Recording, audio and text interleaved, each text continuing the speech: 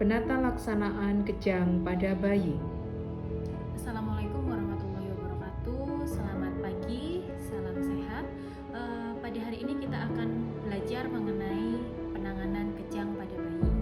Kejang pada bayi ini disebabkan karena adanya kelainan pada sistem syaraf atau saluran listrik pada otak atau biasa disebut dengan neurotransmitter. Nah, hal ini berakibat adanya gangguan terhadap gerakan, kemudian sensasi, kemudian ketidaksadaran diri, bahkan perilaku yang si bayinya juga tidak menyadari bahwa dia melakukan gerakan-gerakan tertentu ketika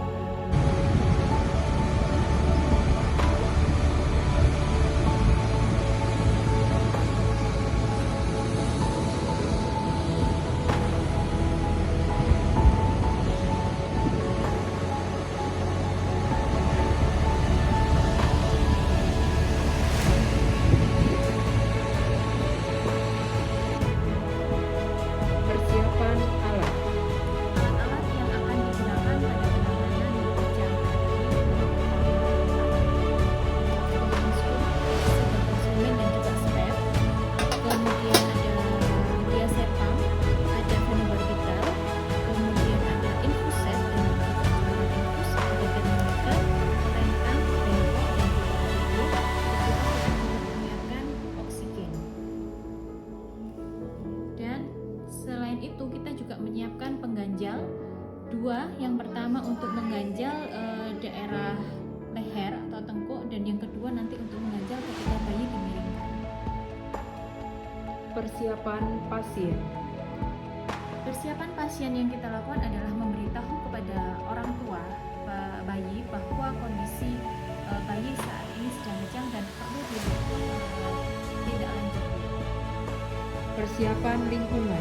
Persiapan lingkungan yang harus kita lakukan adalah membuka atau membebaskan oksigen untuk masuk ke dalam supaya memperlancar untuk bayi bisa bernafas. Persiapan diri. Persiapan diri nanti kita akan memakai APD dan juga mencuci tangan.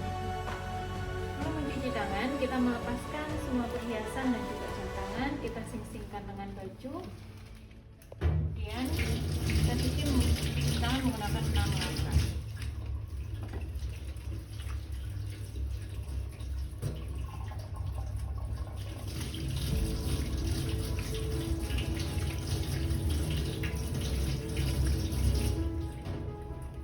Kemudian kita mengeringkan menggunakan handuk kering sekali pakai. Penata laksanaan. Membaringkan anak dengan posisi miring dengan kaki ditekuk ke arah perut untuk menghindari tersedak atau muntah. Oke, setelah mencuci tangan, kita memakai APD lengkap dan juga handscoon. Setelah itu kita memposisikan bayi.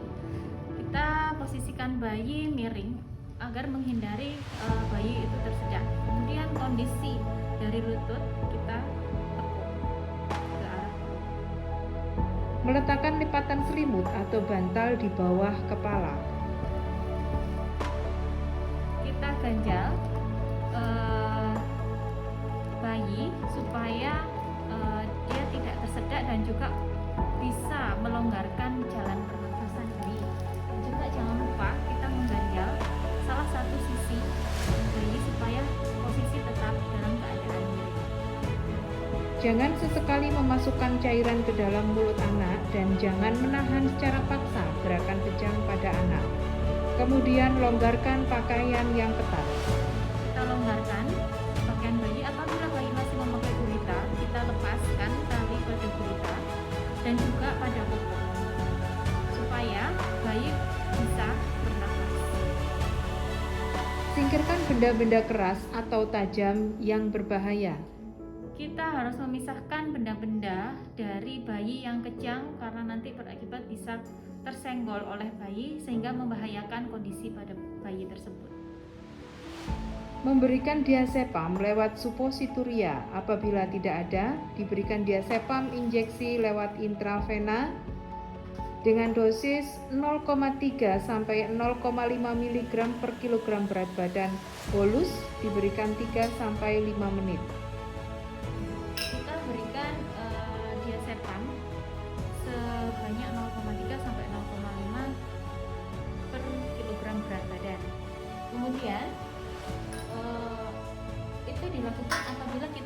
memiliki diazepam suppositoria. Kemudian setelah itu kita suntikan secara IV. Di di selang infus dengan bolus dalam jangka waktu 3-5 menit. Dosis maksimal yang diberikan yaitu sebatas 20 mg dan tidak diperkenankan untuk melebihi dosis tersebut.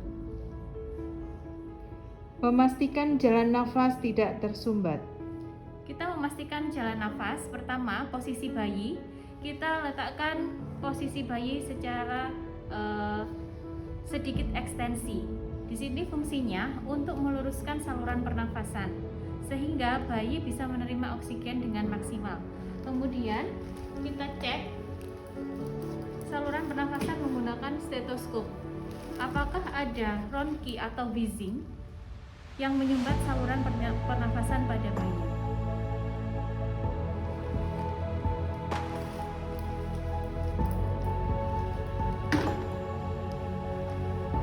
Memberikan O2 lewat face mask dengan dosis 2 liter per menit.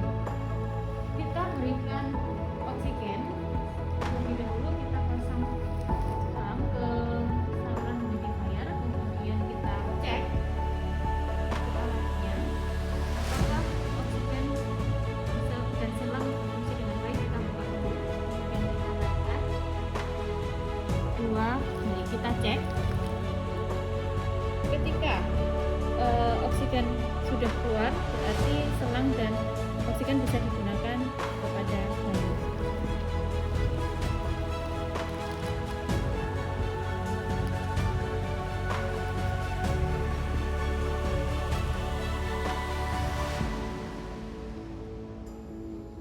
Setelah memberikan oksigen, awasi tanda-tanda gangguan pernafasan dengan menghitung pernafasan per menit. Mengawasi apakah ada retraksi pada dinding dada dan tidak ada pernafasan cuping hidung. Kita perhatikan tanda-tanda vital pada bayi. Tetap kita selain pernafasan, kita juga ngecek suhu, kita juga ngecek nadi, dan juga kita perhatikan apakah ada retraksi dinding dada yang abnormal. Kemudian kita perhatikan daerah hidung, apakah terdapat pernafasan cuping hidung.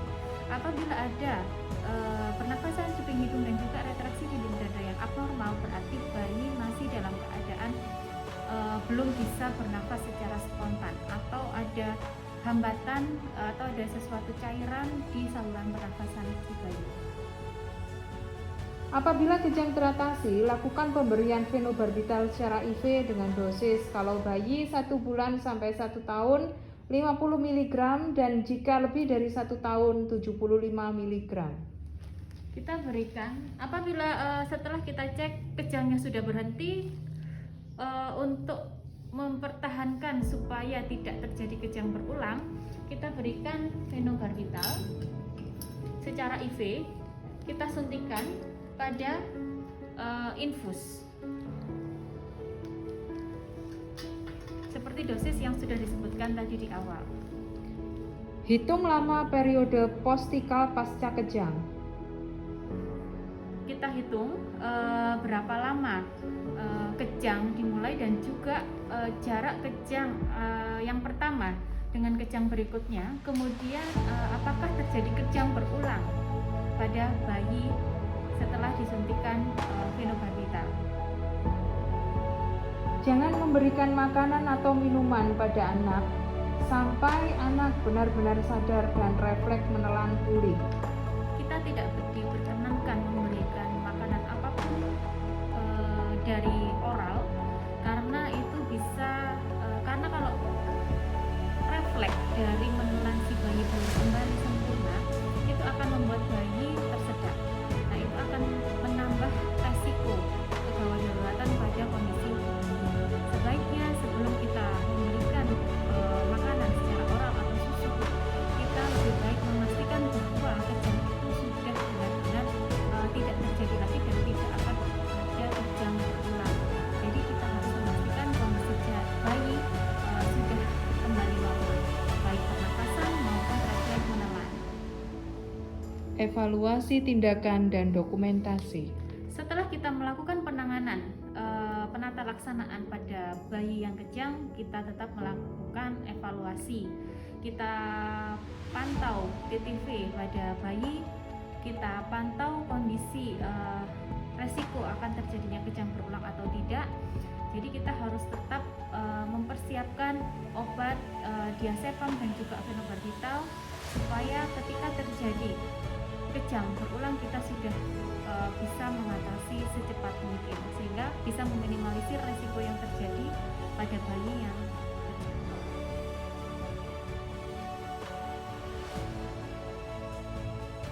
Tindakan selesai. Oke, terima kasih. Sekian penanganan pada bayi yang kejang. Setelah ini kita bereskan alat, kita letakkan semua kelarutan klorin alat yang sudah dipakai, kemudian kita pilah sampah medis dan juga non medis. Kemudian setelah itu kita melepaskan handscoon.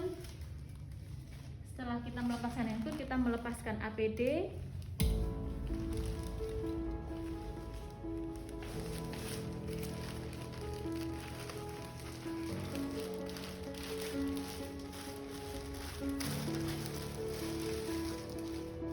Setelah melepaskan APD, kita melakukan cuci tangan 6 langkah. Setelah melepaskan APD, kita cuci tangan. Setelah melakukan semua tindakan.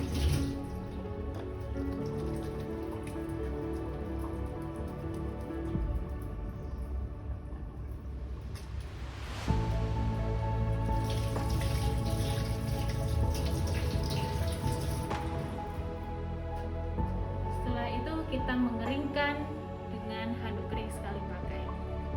Demikianlah keterampilan klinik penata laksanaan pada bayi yang kejang. Semoga bermanfaat. Wassalamualaikum warahmatullahi wabarakatuh.